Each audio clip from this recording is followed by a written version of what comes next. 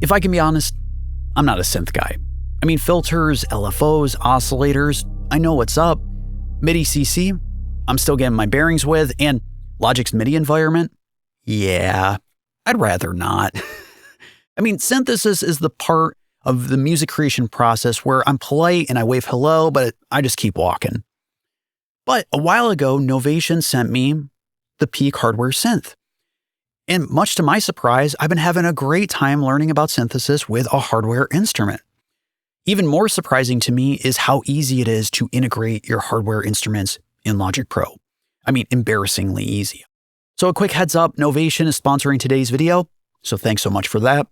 But the reason I agreed to today's video is to demonstrate how easy it is to work with your hardware instruments in Logic Pro like they're a plugin. And I happen to be using the Peak, you don't have to own it. And this is not a masterclass in synthesis, I'm not the guy for that. Just how easy it is to use your hardware instruments in Logic Pro. Here's the whole thing in a sentence. When you load a software instrument track and you go to choose an instrument like Alchemy or Studio Bass, under Utility is a plugin called External Instrument.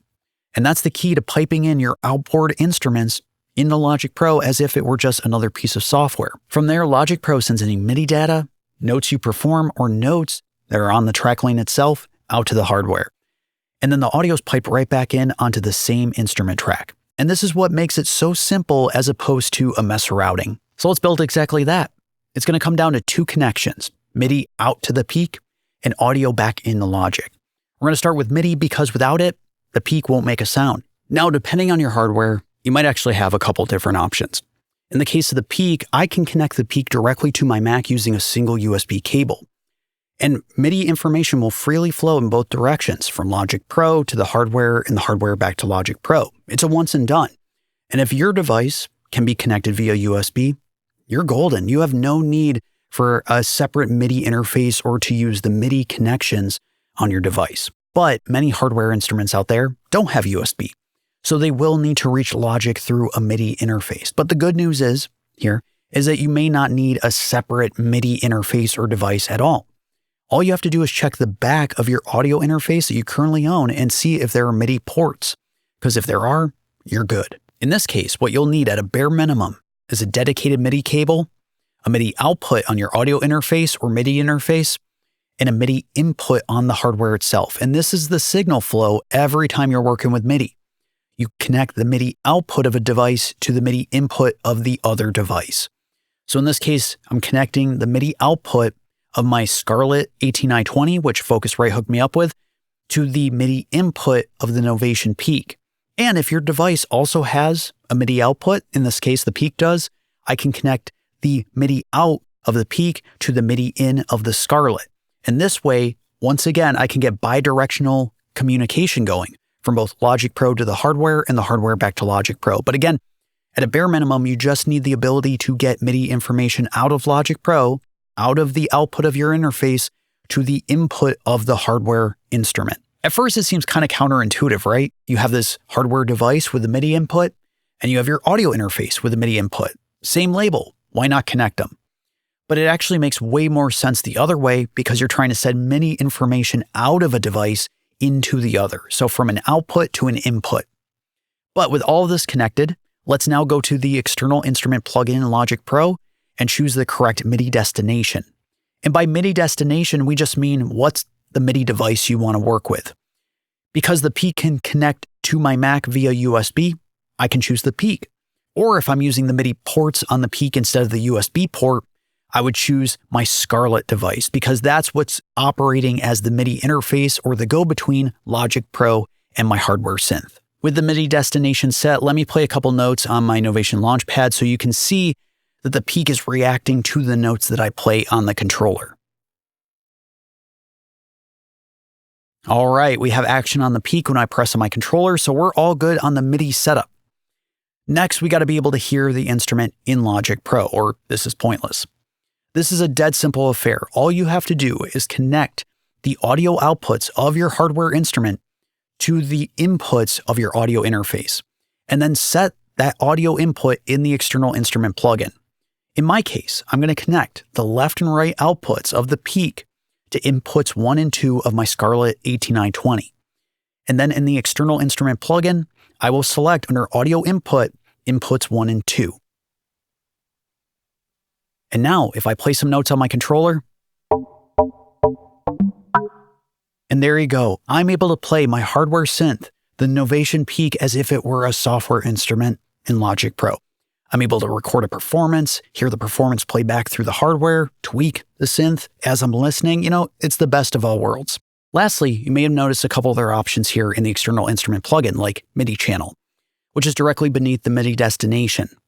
I recommend that you leave this set to all, which will ensure that your hardware responds to all communications and notes from Logic Pro. And at the very bottom is Send Program Change, which basically allows you to choose and load different presets and patches of your hardware, but from Logic Pro. And this can be really handy when you close your project and reopen it later. Logic can tell your hardware to load a preset or patch so your project remains consistent and you always have the sound ready that you used in that project at that time. But you definitely don't need to dig into the weeds of program changes just to get going with an external instrument in Logic. So why the sudden turn towards a hardware synth?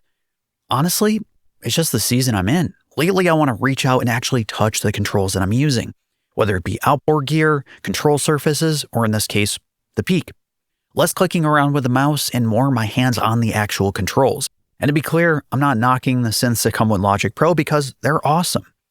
But regardless if it's software or hardware, a synth can still be intimidating to get started with. What I like about the Peak though is when I turn a knob, the screen actually tells me what the current value is that I'm adjusting and what the saved value was of the preset. So I can wander off into the weeds, yet I can always find my way back. Plus, there are built-in effects right in the hardware, like reverb, chorus, delay, and distortion. So I can start with a preset and make it mine without a whole bunch of menu diving.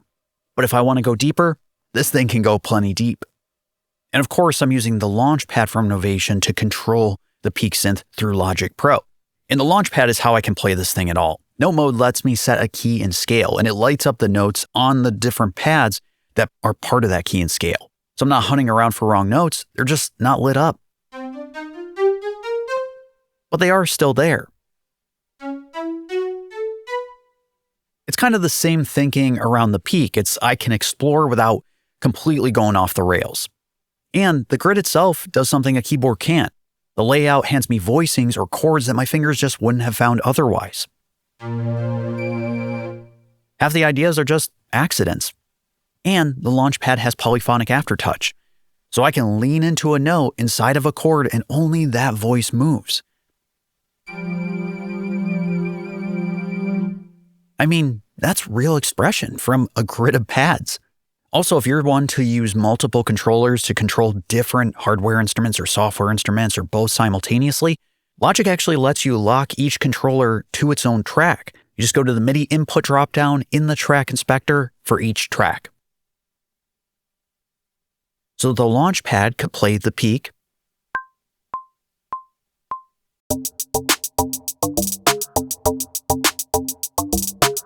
while my launch key can play Alchemy.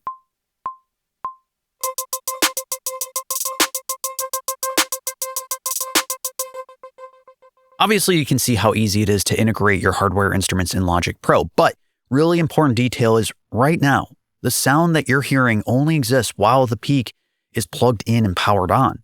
That audio isn't safe to my project yet, it's still living in the hardware. So once you've got a take you love, you should commit it, whether it's freezing the track as a temporary bounce or bouncing the track in place. Either option will print the hardware's audio in Logic Pro, meaning you can unplug your synth, take your project out of the studio completely, and you'll still hear that instrument in your project.